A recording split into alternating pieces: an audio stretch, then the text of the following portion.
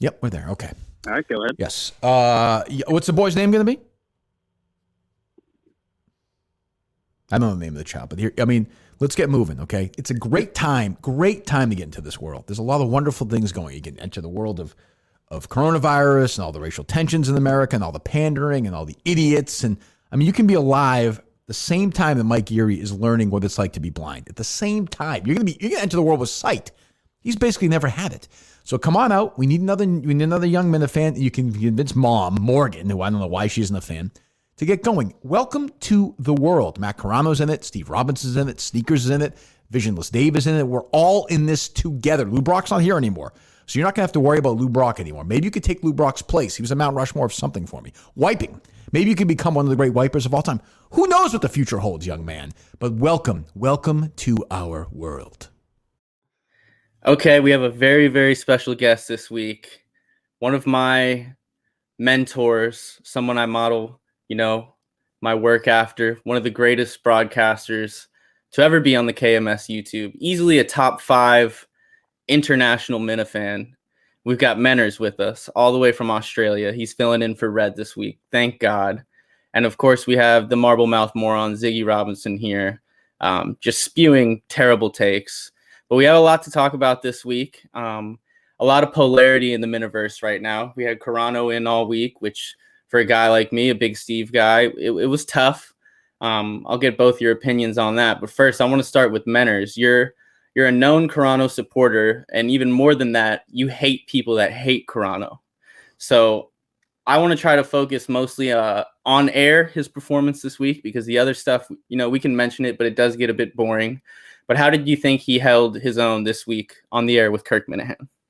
Well, firstly, VD, it's a pleasure to be with you and Ziggy on this fine show, especially being reunited with my stalker, VD, on air is very nice. No one has talked to me harder or freaked me out more than VD, so it's great to actually be on a show with you. And I guess you must be nervous, VD, because Kirk has heaped so much praise for you. You're hosting this show. You really don't want to fuck it up today, do you? I mean, all the pressure's on you to deliver. Kirk, even in Friday's show, said you number one Minna fan ever, heaped more praise on you. So I think he said number one person, possibly, not even Minna fan, just person. I mean, it's going to be a swift fall for you, I feel. Well, luckily, people have been telling me I'm great my whole life, so this is nothing new. I'm going to take it in stride, chop wood, carry water. But, quick, let's hear – yeah, Ziggy, what do you got? Quick peek behind the curtain. This is the 5th time that we've had to start the show. VD kept messing up his intro, so he wanted this to be a perfect show. So hopefully from here on out, we're all good. Yes. Back on topic, Menners. Carano, it's been a great week with Matt Carano. I've obviously loved the break from Steve Robinson. We don't have to hear about his politics or his condescending tone or his rudeness to Minna fans. I like the dynamic between Carano and Kirk. So I've really enjoyed it. I do think there is an element, though, that is forgotten by the fans, that it's really hard for the producer to produce and, talk to Kirk at the same time. They're in a tough spot. Steve does it well. Carano did it well, but it's not easy producing the show, putting in the drops, taking the calls, and interacting with Kirk. So with Mike gone, I think Carano's done a fantastic job. Yeah, Ziggy, what do you got? Yeah, Carano clearly is a polarizing figure amongst Minna fans. I personally... No, that's such bullshit, Ziggy. There's a couple of fucking trolls online who don't like him, and he's polarizing. He gives a fuck. Let me rephrase. He's polarizing among Twitter Minna fans, right? Yeah, we'll leave it at that. Min cells have rocks in their fucking. Right, can you mute him and we'll keep going? Okay. I'm gonna have to mute your mic, Menners. What I was going to say was I personally would never let my own biases towards a producer cloud my judgment on how that producer does on a given show. I know a lot of people like VD did that this week. I love the week, not necessarily because of Carano. Let's get that out there. Carano, more because of who Carano. So I can't. It's Carano. More because of who he was replacing. Like Menner said, no Steve this week, which means it's probably the best week we've had in KMS history. Matt did a good job. Like Menner said, as a fill-in producer, you can't have high expectations. He's in someone else's cockpit.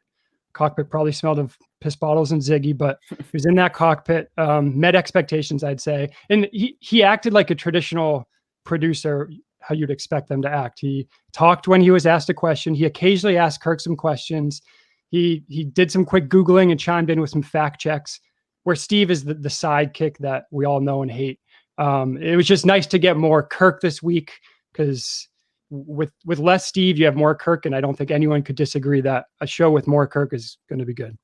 Well, I want to point out something you said, Menners, because it was actually a great point. Is I think a lot of Minifans, it's really easy to forget that, Steve is such a dynamic producer where he can be on air and producing kind of effortlessly. So it's good you pointed that out. I totally agree. I'm not going to kill Carano for kind of messing up the calls a couple times and being sloppy with that. That would be a little harsh, but it is just good to remember that, how flawlessly kind of Steve pulls that off. Got to tip your hat to him there. But as far as a week of shows, I think it was excellent. And it just goes to show you could almost put anyone in there. Not that Carano was terrible, but it's so hard even doing this show the couple times I've done it with a rotating cast, where it's like when you have the same people, it's a lot easier to do a show. And the fact that Kirk is able to just like let Mike take his time, let Steve go on vacation. I feel like a lot of people would have canceled the show for the week or took a vacation. And the fact that he can almost just stick anyone in there and make it interesting. And, Carabas contributed to that this week. I think a lot of Minifans enjoyed that. But overall, I'd say it was a very, very strong week of shows. Menners, did you hear he's already comparing himself, putting himself in Kirk's shoes, saying how, oh, this is what it must be like for Kirk, because his ego is so big, his head is so big. We're gonna need to get him some highbrow CBD for the neck pain he's gonna have. I can imagine that VD is in some kind of like dream, like trance at the moment. He begged and just tried so hard for attention for months and months and months in the Miniverse, hassling every Minifan in DMs, and now he's all of a sudden shot to the #1 ranking and comparing himself with Kirk. You're fucking all over the place, I'm telling you. But you're exactly right, VD. Kirk is the #1 and can make anyone good. I've said it before and I'll say it again. He's had a number of fucking shit producers with him and made them good. Ken Laird being the best example of a zero talent who he made semi-interesting. And this is just more example of that. If Steve came back on Monday and said, I've got a job on Republican right-wing radio, I'm leaving, the show would go on better than ever. Yeah, I don't know about, we might have lost VD. I don't know about better than ever. It would take, well, yeah, I do know better than ever, but there would be a period where there's some, it's tough for the #1 Minifan to drop out. Yeah, it's tough. Fucking idiot. Yeah. #10 Minifan. There he is. I will say. What, did your internet out, punk? You're sending me DMs before the show. Make sure your internet's all right. We've never had an issue. We've never had an issue before. I think this might be that Australian budget Wi-Fi you got down there. It's not the way StreamYard works, buddy. You're the host. No. I would much rather hear Kirk talk movies and music with Carano or with anyone, Kingpin Pete even, than hear him talk politics with Steve. On Monday, you had the Ruth Bader Ginsburg segment from Kirk. I timed it out. It was a 7-minute segment, 58 seconds of which Matt chimed in. Could you imagine how much Steve would have stepped all over that if he were there in studio? You mean by stepping over it? You mean contributing to the conversation? I mean repeating Kirk's points. When you criticize that, you're basically criticizing Kirk, because Steve is his chosen producer, which means he likes his conversation with Steve. So you're telling him, oh, I don't like your conversations with the producer you chose. That's basically a backdoor criticism. I would never tell Kirk something I would never do. I've never even thought about putting myself in his shoes like you just did earlier. That never happened. Anything else on Carano this week? I mean, we had Carabas in. That was great. I do think I have a couple final points on Carano first. I'm so glad Steve's going to be back. I mean, you have to admit, Menners, even as a hater, you've admitted that he's improving on the show. You've admitted he has laugh out loud, funny moments on the show. You even just complimented him a few minutes ago, which the Warden of the North is going to clip, and he's going to be very disappointed. A lot of people call you a fake Steve hater. I tend to agree, but you have to admit you missed him a little bit this week. Did not miss him for 1 second. And I'll clear this up, VD, you moron. I'm not a fake Steve hater. I made it very clear that I felt if I was working against Steve, I was working against my hero, Kirk Seamus Minahan. And at some point, I've got to put my own personal feelings aside and support Kirk. While he has employed Steve as his producer, I will support that decision begrudgingly. I think Steve is a fucking awful person, but I'm not going to work against Kirk's producer. It's just, I'm not going to do that to my hero, the #1 broadcaster ever. So that, I'm not a fake fucking Steve hater. I buried him. I buried his family. I made him whinge like a little bitch, and game over. You look very cute waving that white flag all the way down there in Australia. But I do think one more thing we have to address is, your YouTube retirement and why you came out of it to come on this show. Ironically timed with the week that I'm receiving so much praise. You're in my DMs. Oh, I've got to get on the rundown, mate. I've got to get on the rundown. You're killing it right now. So pretty much explain yourself, right?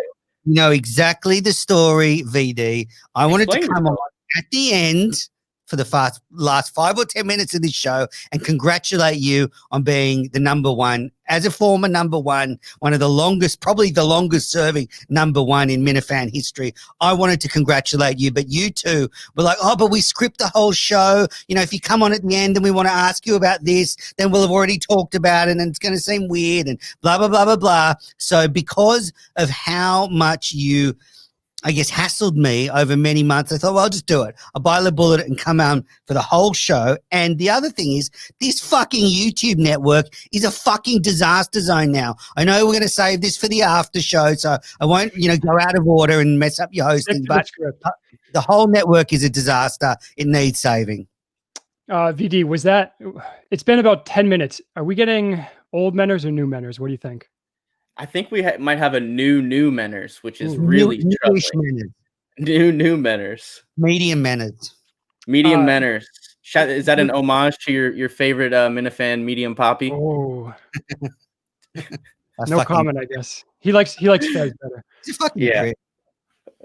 Just to wrap up the Carano thoughts. I think what the Carano haters don't realize is the more they express their hatred towards him, the more he is viewed as a polarizing figure by Kirk, the more likely it is that Kirk is going to hire him. It's like that Reamer effect where there's way more hate for Reamer than there is for Matt, but Kirk kept bringing Reamer back partly because he knew how much it drove people crazy. And I think that's, if they go subscription, if Matt does end up coming on board, that will be part of the reason. So just be careful how much you're expressing your hate. That's all I would say for those that do not like Matt Carano. It's a fair point. And the last thing I'll say to wrap it up is one thing I do see on Twitter is like, if there's any criticism of Carano and is on air, like maybe someone doesn't like, they prefer Steve or something, there's instantly but he writes great parody songs and he fills in as producer for free, which is awesome that he does that. And I love anybody that contributes creatively to the Miniverse, but like everybody's open to criticism. That's kind of what makes this fun. So it is just, I can't believe you're saying it's not a polarizing figure in the Miniverse, Menners. That's just a terrible take, but we can move on. Overall, great week of shows. I listened to every show twice. I like sausage. How often am I going out to dinner, though? Like, you need another participant for that. Yeah, nothing new on that front? No.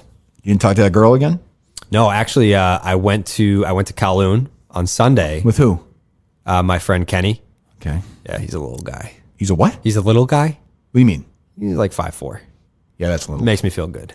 Yeah, you're what, 3 inches taller than him? I am 5'10". Okay, go ahead. Yeah. So we're at Kowloon, and then I wake up the next morning. Watching football or baseball? I already know. Nah, just fucking, I haven't seen my friends. Why don't you just go? Okay. What? Nothing. If I watch football at my apartment all day and it's like I want to go outside, maybe get a Mai Tai. Just one. Okay. Because I still got to do the morning wood show for Monday. Did you drive after that? No.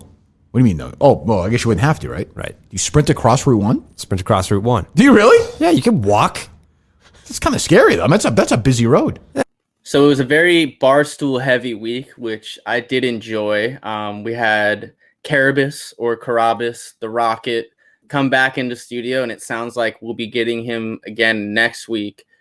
Overwhelmingly, I've seen a very positive response to him online on Twitter, and it does seem like the second time he came back, you could kind of tell he's getting interested in the Miniverse. Like he's starting to kind of get curious. You know, he mentioned, I think he watched Justin and the Minifans, which is just very indicative that maybe he likes what he's seeing. He's in Boston, so who knows? If he's a regular guest, I would love that. Menners, what were you thinking about Carabas this week? I really like Carabas, and I've liked him for a long time. I used to listen to Section 10 a while ago, and early on in Section 10, Kirk went on a couple of times and had really good interviews where they sort of talked about behind the scenes radio stuff. And that was sort of when early on when I was getting into Kirk. So I really like them together. I think they have a good dynamic that'll only get better the more shows they do. Carabas gets the joke. He's fun. You can even see if he's sort of investing a bit of time in, looking into the Miniverse.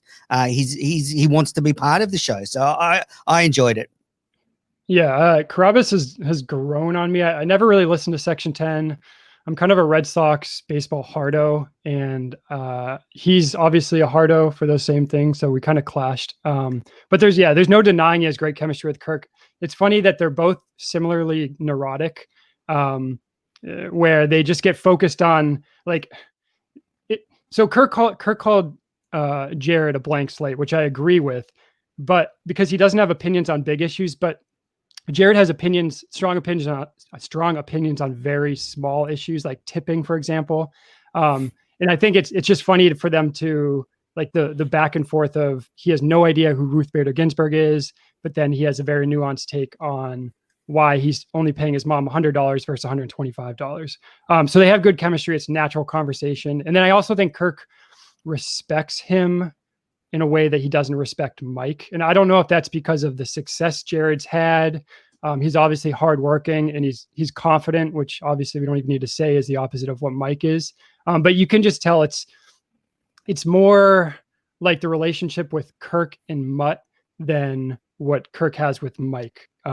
Where there's that's actually a dumb thing to say because Kirk never really respected Mutt, but at least there's that friendliness there.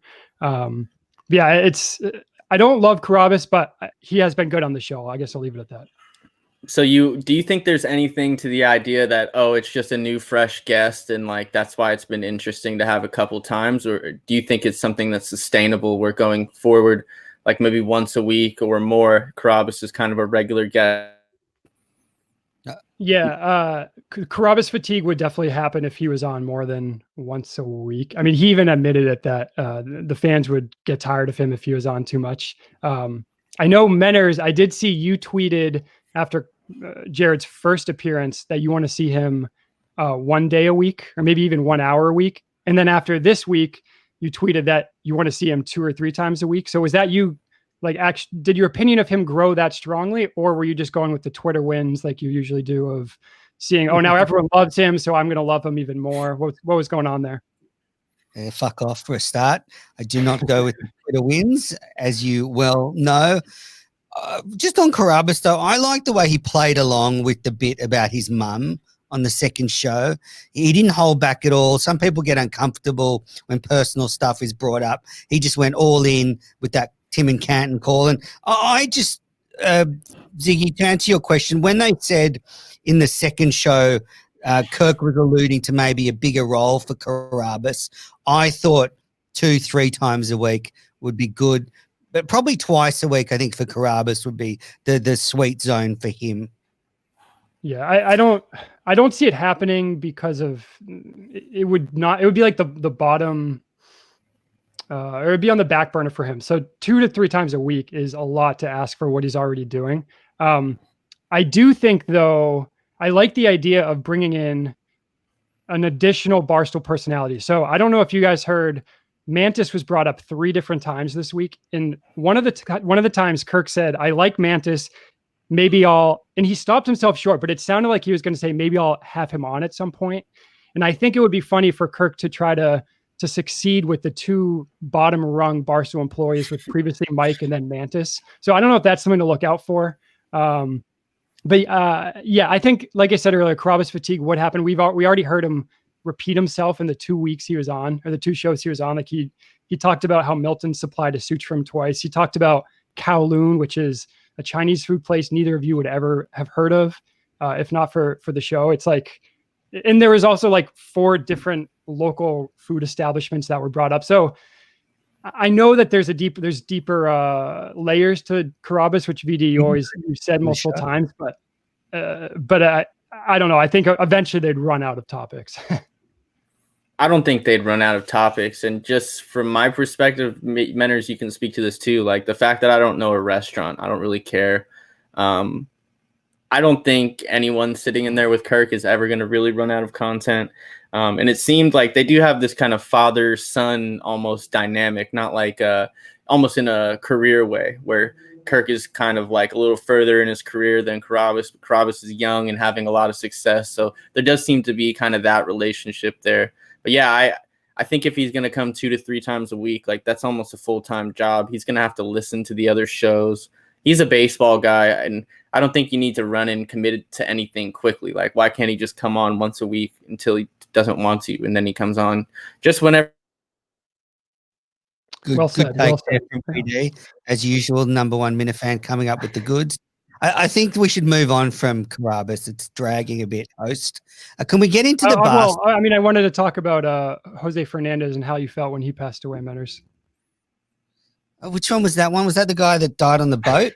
Yes, it was also a joke. So yes, keep going on with your point. Well, I didn't have it. I just wanted to talk about the Barstool thing where Kirk was criticizing the whole Goodell interview on Prime's podcast. And it's just the dumbest take ever. I mean, it's so obvious that Barstool's this huge gambling company.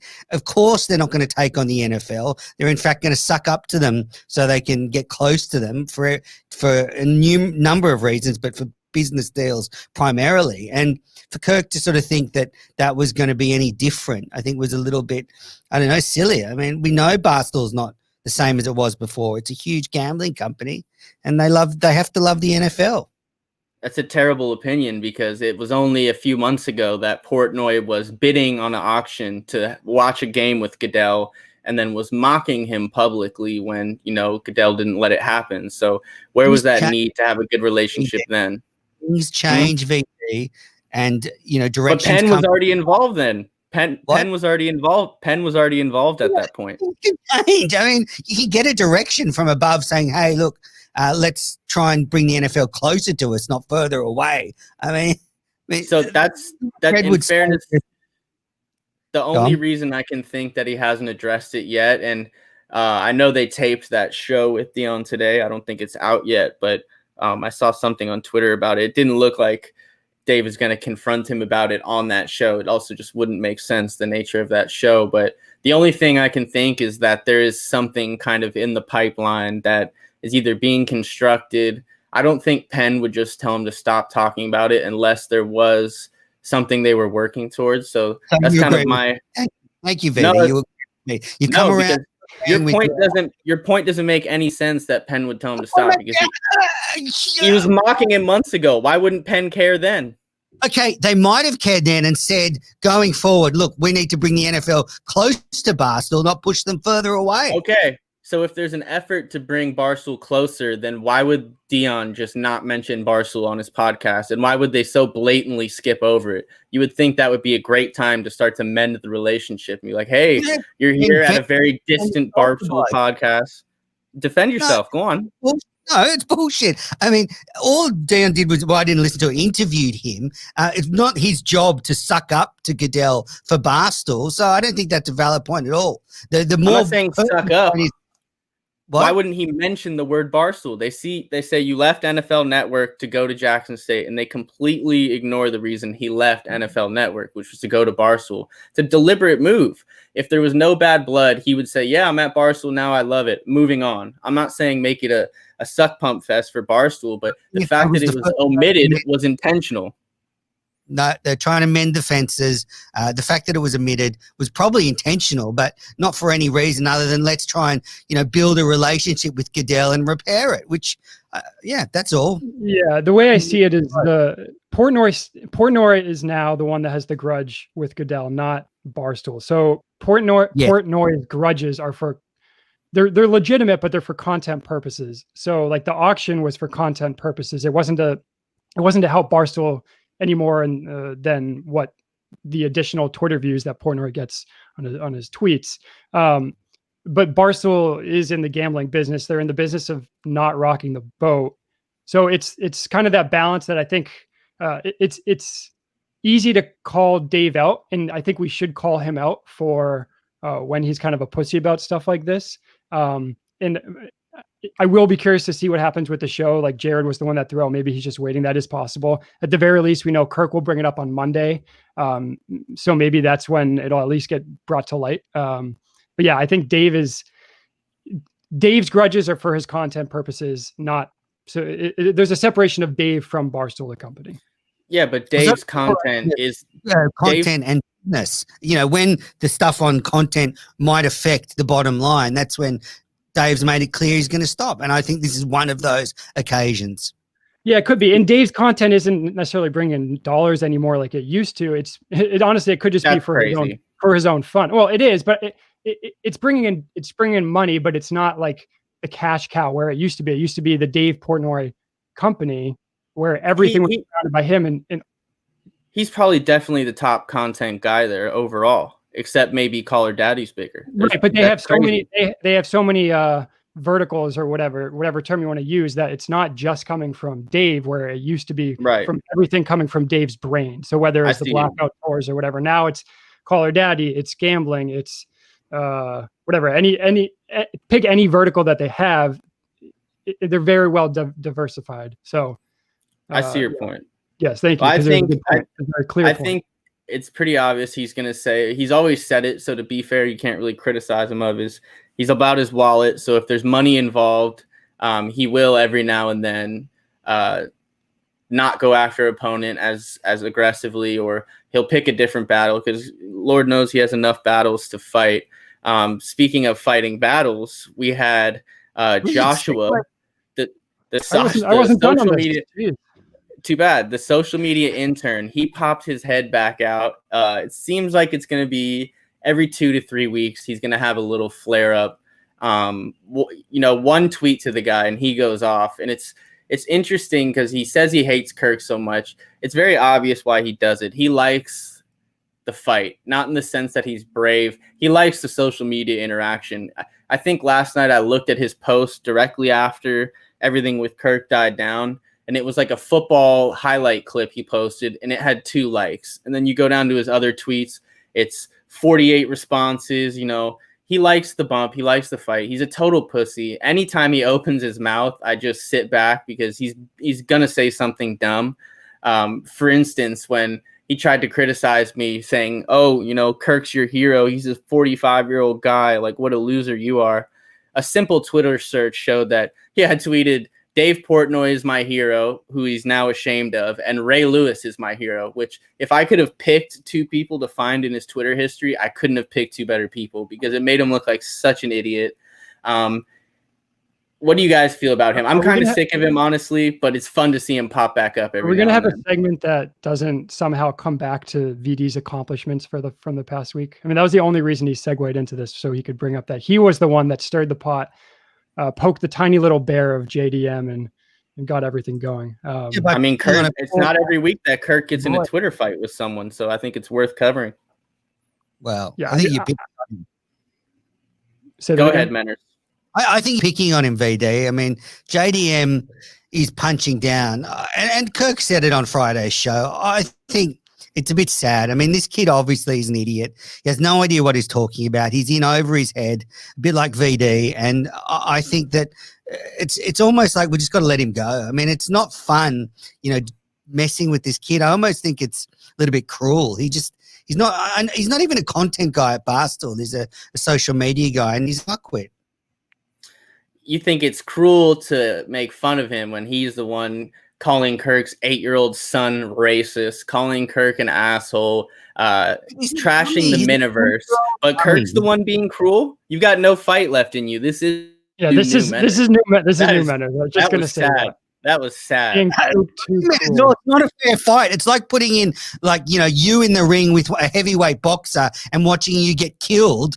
That's not fun to watch. And I feel like JDM is the you in this situation, and Kirk's the heavyweight boxer. Actually, it's like Max Scherzer versus T-baller. That's the JDM analogy that he used. Like that's the analogy. Times. Yeah, I think. I mean, we've talked about this so much on this rundown show in the past. He's just not a smart kid, and he's a kid. We'll just leave it at that. But I'm sure, is going to get fired in the next couple of months just because he does so many things that put him on the radar, but he brings nothing to the company. I mean, he is like the bottom rung, not of content, but of everyone at the company. And he does so many things that someone like that shouldn't have a name for themselves unless they're trying to get into content, which as soon as he gets any attention, he's like, no, I'm terrible. I can't talk. I don't do content. I can't. So I think in the next 3 months, he'll be gone from the company, and he'll just be one of those people that just is remembered in the past of being dominated by Kirk and the Minifans and VD. Hopefully so. VD, can you get a reaction out of someone interesting next time rather than that boring nobody? There he is. Oh, I called them old Menners. I called them old new Menners, and now he had to wind himself up. I'm sorry. He went after my queen, Trista Crick. I like Trista. He took shots at her. I thought it was sexist. I let him know on a public forum, and you thought Kirk was sexist? He went off. No, but we can stop talking about him because I'm sure we'll be able to cover him again in 2 to 3 weeks. I think the more interesting one was from today with Ellie, where basically Dave said he wasn't allowed to talk. So do you agree with Kirk and Matt that was only for legal reasons?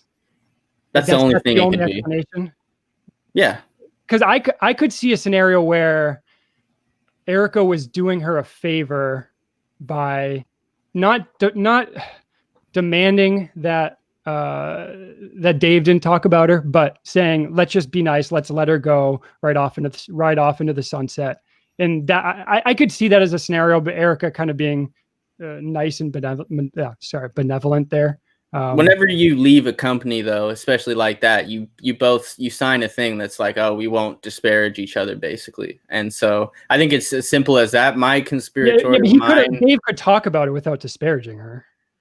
Yeah, but I think that's where my conspiratorial mind comes in, and I'm like, ooh, the little hot blonde girl at the office is leaving and no one's talking about it. What could this be? We all know she had problems with the politics of Barstool, but my mind goes all over the place. I don't think we'll get anything out of Dave other than like a chuckle, but I don't know if we'll ever know the truth on that one, but we'll see Monday.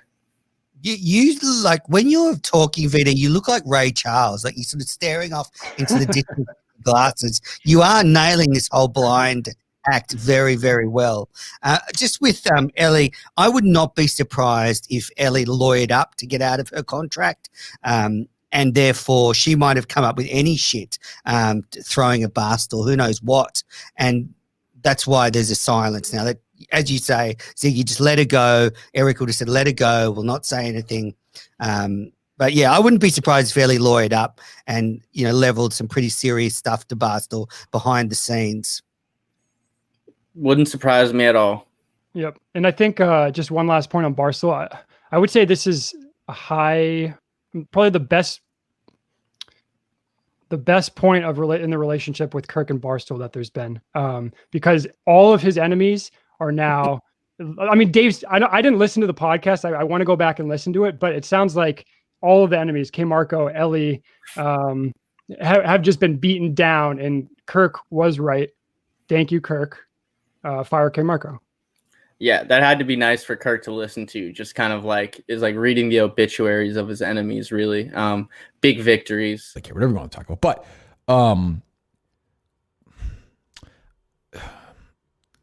if this is going to sound like it's anti-Mike, it's not. If the Steve Robinson who you just talked to and has been on the show for the last, how long have we been on the air for now? 16 months or whatever. Something, yeah. Has it been? No, June, July, August, September. 15 months. 15 months. For the last 11, 12 months had been the Steve Robinson who showed up day one. Like if Steve and I had been doing this, if I knew we knew each other and had this, and if he had embraced this thing that he has embraced, you know what I'm saying? Of course. We probably never brought Mike in. Really? There would have been no reason. You think there's that much chemistry that it wouldn't? No, Mike was just largely brought in because I was like, like Steve is a different. This is like we got to work through this, and let's bring somebody who we can. And that's not Mike's son that came in right away and did a great job. So that's not I'm just saying I wouldn't have had that thought in my head. So now he's here, and I do think Mike feels like, oh, Steve's become this guy, and it's sort of, and I need to figure. It's a hard show to be part of. I know it's not, again, coal mining, but it's not your typical podcast from social media. You know. I know. So, I mean, he's got to figure all that stuff out. That's a long way of saying I feel bad for him. Whatever he needs, if he wants to come back and get going whenever, I support it. If he wants to take a long break, I support it. If he comes up and says, hey, Kirk, this is just not a fit for me right now, and take 6 months off or a year off, I support that. Okay, Menners, so I think you have some answering to do for yourself in this segment. We're going to discuss the relationship between Kirk Minahan and Mike Geary. The relationship between Kirk and Mike. You've had some terrible, terrible takes this week. You've called Kirk a bad leader. You've complained about Kirk not taking Mike to lunch once a week. I mean, some of the worst takes I've ever seen. I want to hear you, master broadcaster, try to put some logic behind them. Oh, it's really easy. And I've thought about this a lot all week. It's actually been something that, as a person that's been a boss to many, many people, it's made me sort of assess the way you approach leadership and being a boss in a workplace. And I think Kirk is a very fair boss, and he's right. He's under no obligation to do anything more than he's doing. He's being very understanding. He's keeping his job warm for Mike. So all that's fine. And Kirk can be a boss and keep a professional distance. But I think it comes down to the distinction between being a good boss and being a good leader. And a good leader brings the best out of people. And I think it's pretty clear that Mike actually needs from Kirk a little bit more in terms of, confidence boosting and maybe a little bit more connection there, which you don't have to love him. You don't have to be friends, but a good leader can connect with their troops. I'll use the military analogy and bring the best out of them in different ways. And I think Mike now looks at Kirk as just another sort of, leadership or parental figure that does the bare minimum in my life, following on from Mike's mum and dad, who clearly were not great parents. Kirk's now just another person in Mike's life that just does the bare minimum. And I can see that from Mike's point of view. And I think if Kirk wants to be a leader as opposed to just being a boss, then sometimes you've got to mold your leadership techniques to get the best out of someone. This is why you're so wrong, is because you're looking at this from Mike's perspective, which is stupid because it's the Kirk Minahan show. Perspectives. No, you're looking at it because, first of all, it's not a traditional workplace. So any idea you have of what a boss is supposed to do for an employee, he's going above and beyond that by letting Mike take off a year, 3 years, whatever he needs. Mike is going to have a chance to come back when he's ready and when he's done the work. As far as Kirk being a leader or a mentor, you're basically saying he should be a mentor to Mike. He has made it very clear time and time again on this podcast. You can listen to old episodes. You can listen to him on the YouTube with his interview with Mayo. He said, look, I have no interest in mentoring Mike. I had no mentor coming into this industry. I was worried about my job every day for 3 months. This isn't an industry where you're in sales and you have someone training you and it's a soft landing spot. No, he was thrown into a hostile environment where two hosts hated each other, and the talent rises to the top in entertainment. This isn't some cushy office job. It's totally different. So he's going above and beyond by letting Mike take time off. He's made it clear to Mike he's not going to be that mentor. So if that's what Mike needs, he needs to seek it somewhere else. Or I think he would be more likely to get some of that from Kirk if he had a crazy work ethic. Like, I think Kirk prides himself on his work ethic. And that's something that even the most stringent Blind Mike supporter can't say that he really has. So, and you're also saying it would be better for Kirk to be very close to Mike and take him to lunch. But Kirk has made it clear that for his mental health, he doesn't want to get close to those people. So you're basically saying Kirk should sacrifice his own mental health to try to help Mike's, which is ass backwards. You're just sporing shit out of that mouth of yours, VD. No. Firstly, I agree. Kirk did the right thing letting Mike take time off for mental health, but Kirk would be a hypocrite not to.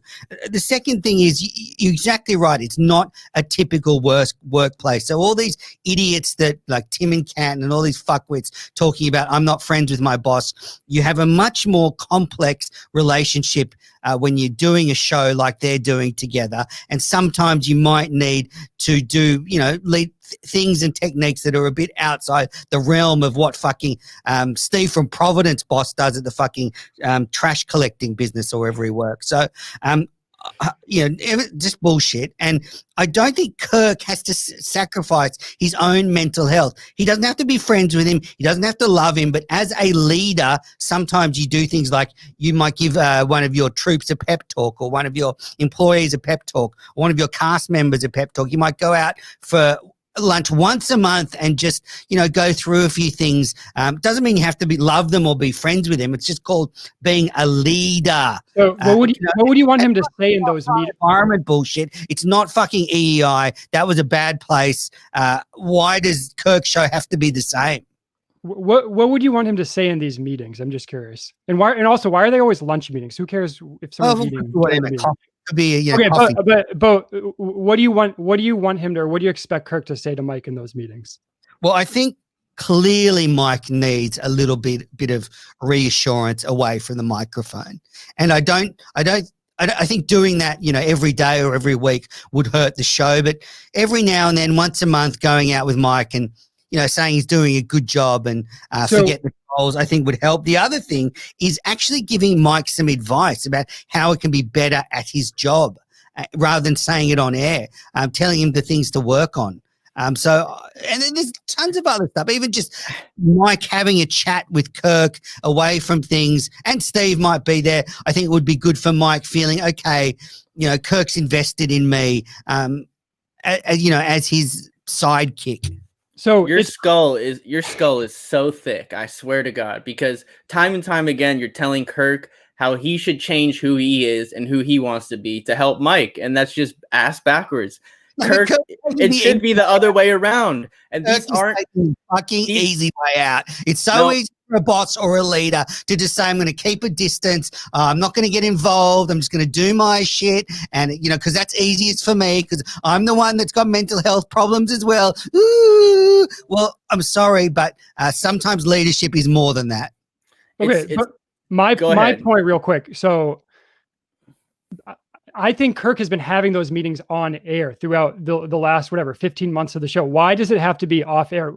Kirk clearly jokes all the time about how all the negative, all the downsides of Mike. But at the same time, when someone like a caller is going too hard on Mike, he always finishes it with, no, Mike's doing a good job, but no, I like Mike.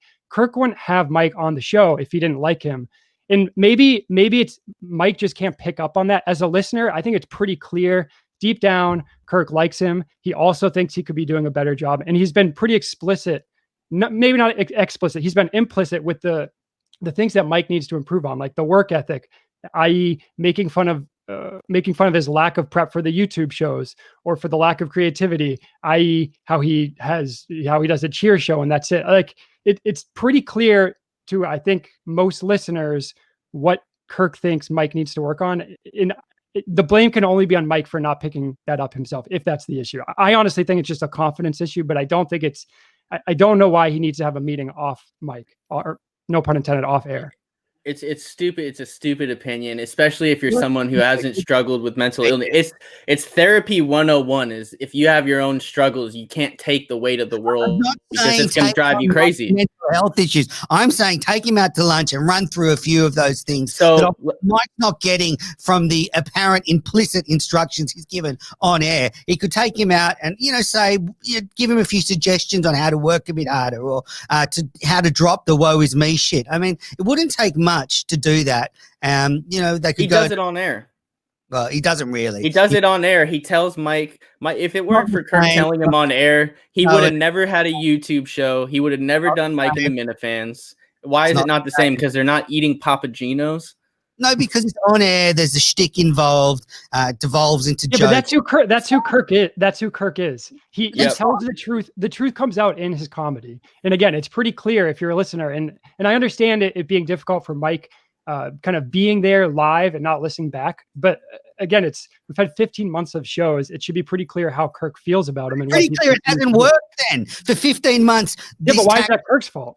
Because, okay, it's not Kirk's fault. All I'm saying is Kirk wants to be a really good leader, and he hasn't been a boss before. Let's be honest. I've had a lot more leadership experience than him. He's come from working for people his whole life, and now he's the first time having to lead people, and he's probably learning on the job and making mistakes. And as someone with more experience, I'd like to help him. And I think Kirk needs to work on his leadership. Be more than just a boss. Be, three-dimensional. Don't have to love them. You don't have to fix their mental health issues. But even I think Kirk could help Mike a lot professionally, and he clearly doesn't want to.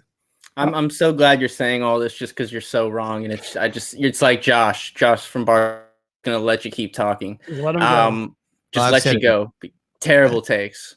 Ziggy, Kirk, anything else to wrap it up? Yeah, I mean, if you throw at everything that's happened until this week, that's whatever. This week, Kirk gave, I think, very good advice to Mike. So he told him to lean into it, just be the guy that can't win. That can be a shtick. But Kirk is very adamant that Mike needs to be 100%. He can't be, I think he said 62%. He needs to be 100% willing to take the joke, not having that thin skin that he's had in the past. Because Kirk even said, like, he will passive aggressively get Mike to leave if he comes back and he's not 100%. And I don't know what 100% looks like. That will be interesting to see how it plays out.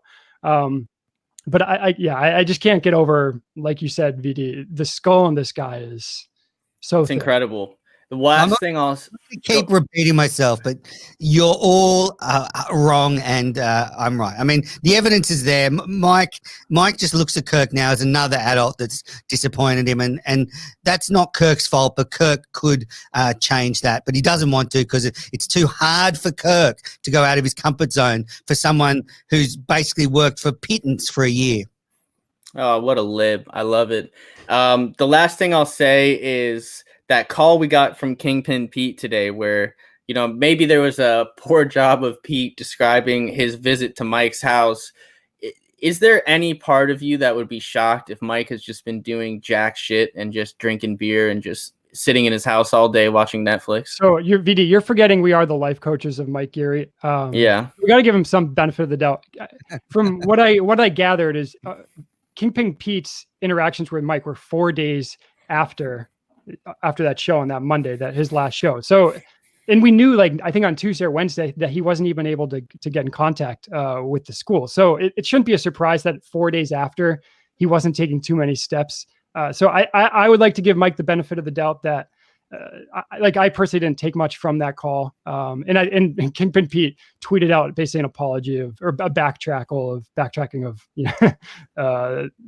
it was just there were only 4 people at that party. It wasn't this huge rager. And so I'm sure Mike got in his ear there. And it shouldn't be a surprise that Mike's been listening. I mean, he's addicted to the Kirk Minahan show. What do you expect? He needs that fix. Just like Steve Robinson says, it's like crack, but I hope Mike is doing the work he needs to do, because if not, he'll never get back on the show. And another thing you're wrong about Menners is his problems predate the Kirk Minahan show. He didn't start having confidence problems when he came on this show. I mean, this is clearly deep-rooted trauma that he needs to address. Comes from fucking parents by the sounds of things. But anyway, honestly, you guys. I hope Kirk. I hope Mike didn't listen. I think it was Monday. And I hope he's not listening now, because Kirk snuck this out that he would not have brought Mike on if he was aware of the on-air persona that Steve was going to take. I don't know if you guys caught that, because he said it briefly, and then Matt Carano he didn't pick up on, or he didn't dive into it. But that is something that could eat away at Mike, because that is very. He also did slip in this week, or like talking to Mike, the crying Mike, the caller, Thierry Geary. He slipped in well, Mike, would you care if you were on maybe just 2 to 3 times a week, which was had my ears perk up. There's definitely truth in that question for sure. Yeah, we can. Any last thoughts on Mike Menners? No, just that I think that Steve and Kirk needs Mike more than Carano and Kirk, and I would be gutted if we just get the fucking Steve and Kirk show 4 days a week going forward, and Carabas one day. Oh, I'd love it. Yeah, fuck off. Another week, and we have another OG flying too close to the sun. This week it was Kevin from Bristol with the first call. When I first heard it, it it made me feel a little weird. I mean, he was talking in a way where maybe it was a bit, it didn't really register to me as a bit. There sounded like there was a lot of truth there. And then we get him calling back in today, very flustered, basically trying to explain the joke, which if you ever have to call in to explain a bad call, I think it's better off just letting that go and not trying to explain it, because it never does it justice. Kind of a weird moment. Menners, how did that feel for you? Well, firstly, this is the after show for all the viewers and listeners out there where we talk about the miniverse.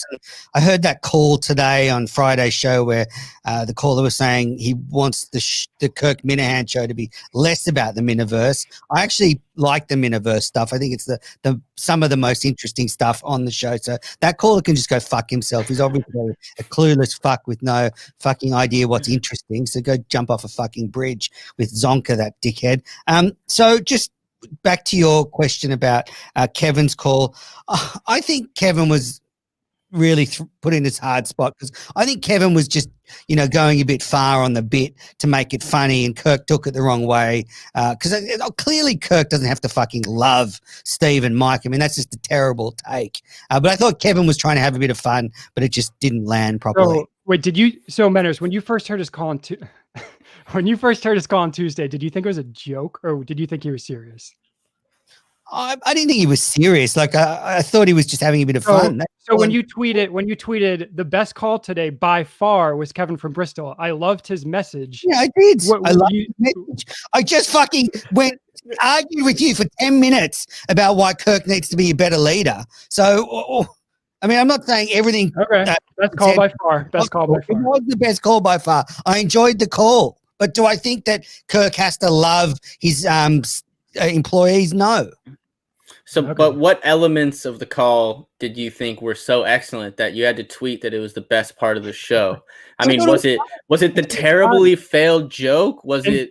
I mean, what part of that stuck out to you? I love Kevin. I thought it was fun. I like his shtick. He adds to the show, and I thought it was a good. So you were basically pandering to Kevin. No, I liked the fucking call, VD.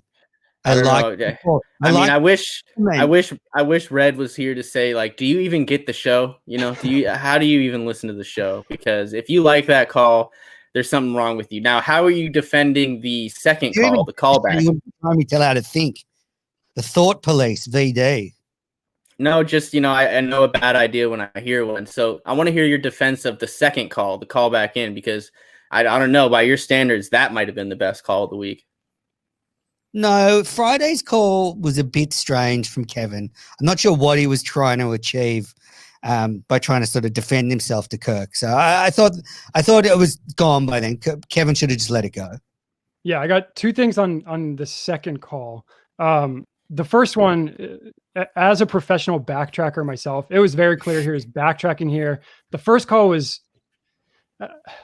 I'm just going to say it wasn't a joke, because if it was a joke, and as soon as Kevin heard Kirk freak out on Wednesday, why wouldn't he make a video doing at least a joke apology, like what DC did, I don't know, like a year ago, when I don't even remember what DC did, but he did an apology where he did a video where he's very apologetic and it was clearly a joke. So if Kevin was joking and it was misconstrued by Kirk, he should have immediately corrected that. Instead, he went silent for 2 days on Twitter, and then he had his call today. And then in the call, he first said he wasn't upset. But again, he clearly was upset, because why was he silent on Twitter? He also said the bit went too far.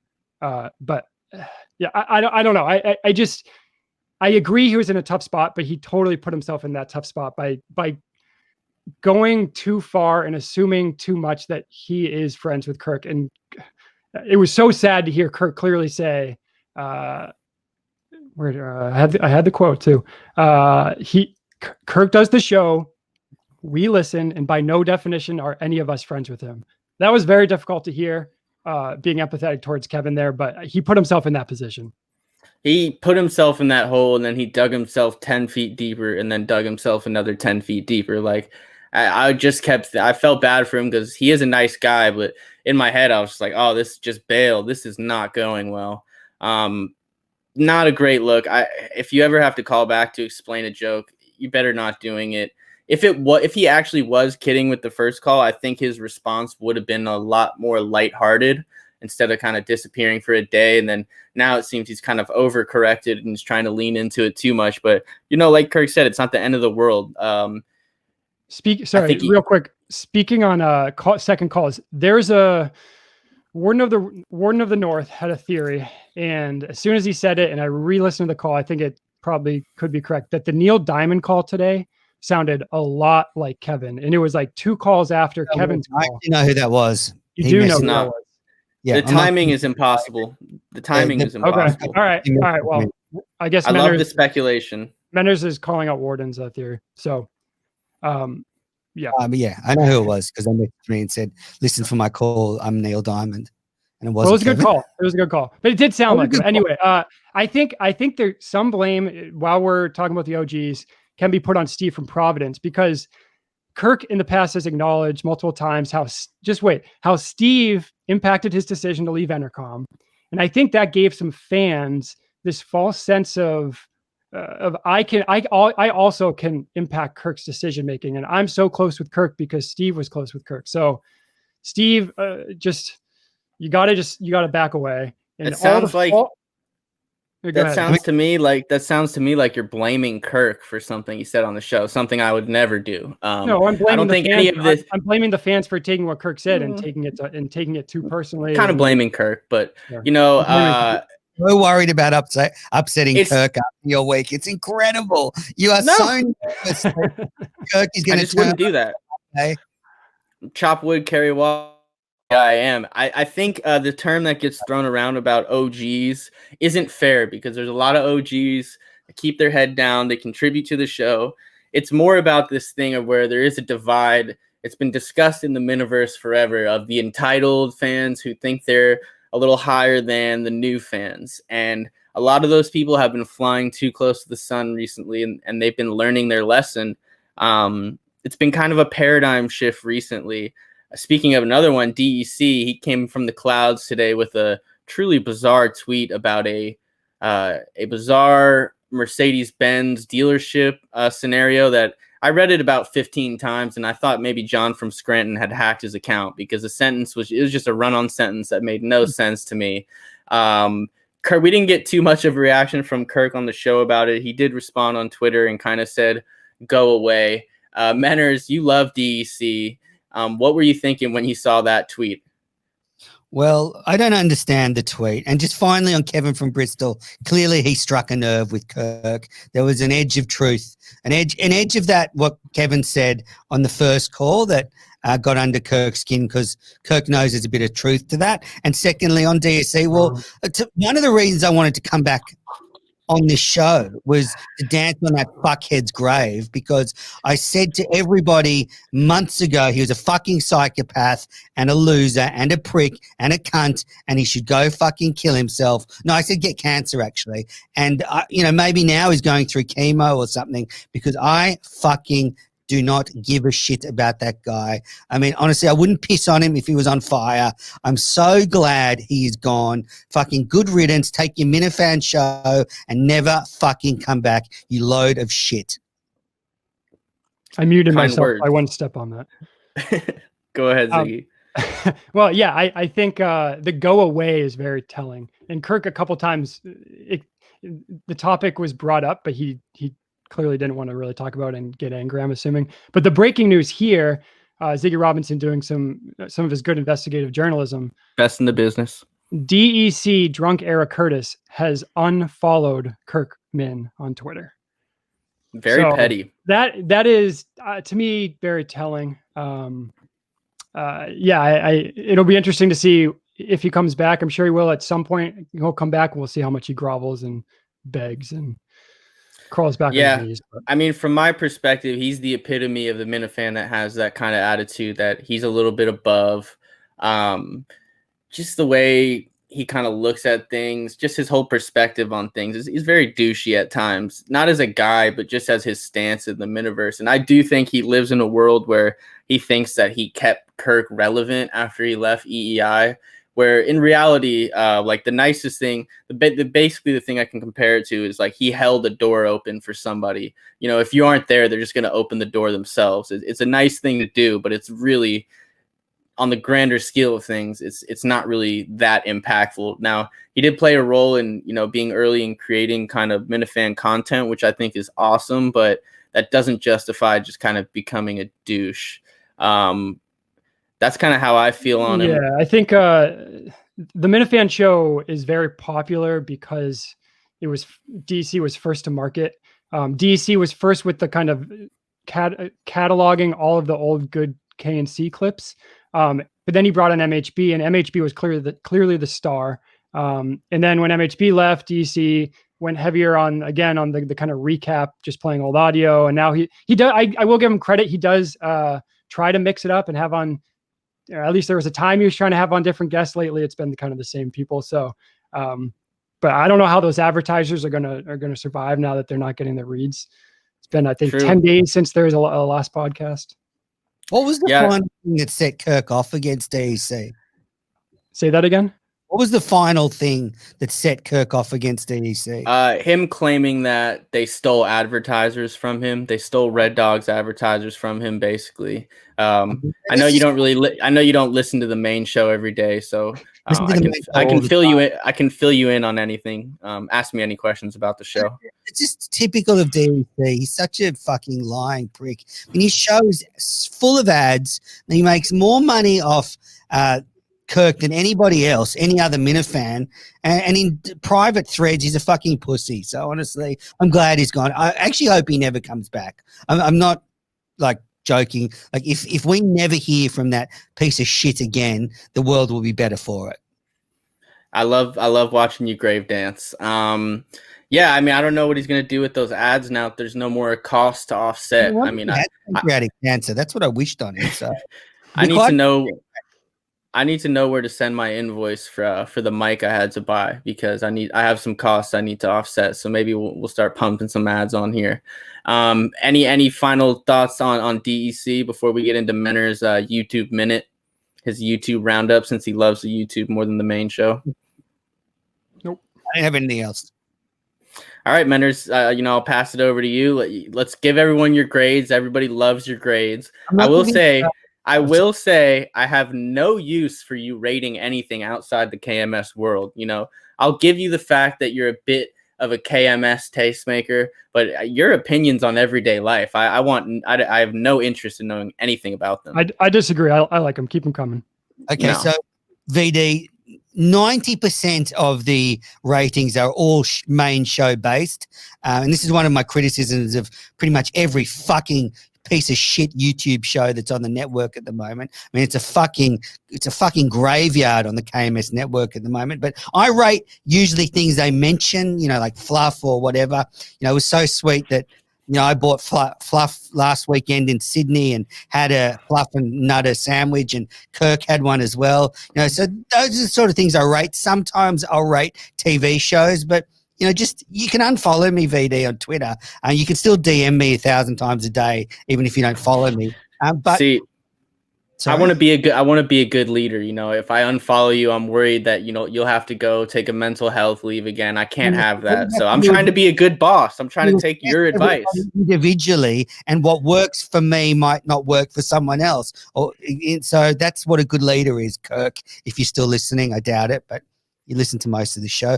So I cannot believe what has happened to the KMS YouTube network. I mean, what annoys me is that people think that people want to hear their shit. I mean, you've got history buffs. I mean, it could be called history guffs. It's 4 fucking load of shit sitting around. They do the bare minimum work for that show. They go, let's pick a topic and talk about it. I mean, any fucking idiot could do that. That's the Blind Mike School of producing, just the bare minimum. Then you've got fucking All Aboard with like 3 really nice guys, but just talking about boring shit like paying taxes and going on holidays. Like, this is the fucking Kirk Minahan network. Show some respect to him and do something that he might actually like. I mean, just give it some thought. You know, even like delve into the main show and think about what are some of the issues they're talking about. How can we do a show on that? And then you got KMS Brews, which I haven't seen, but fucking show on beer when Kirk is a fucking teetotaler. I mean, give it some, like, does anyone care about the fucking network at all? I mean, it is so fucking sad what has happened. And the new Minahan Blues, I mean, I love the It's a great show. It's a great show. Grateful Dead. There is no reason to have a show about the Grateful Dead on this network. Fucking Kingpin Pete's show on NFL Picks is 10 times more relevant than fucking the new Minahan Blues. I mean, those self-indulgent pricks should go jump off a fucking bridge with that show because it is the biggest waste of time. And you know what the fucking irony of all this? It makes the Mincels better. And they are the worst people in the fucking world. All 4 of them are just big fucking vaginas with...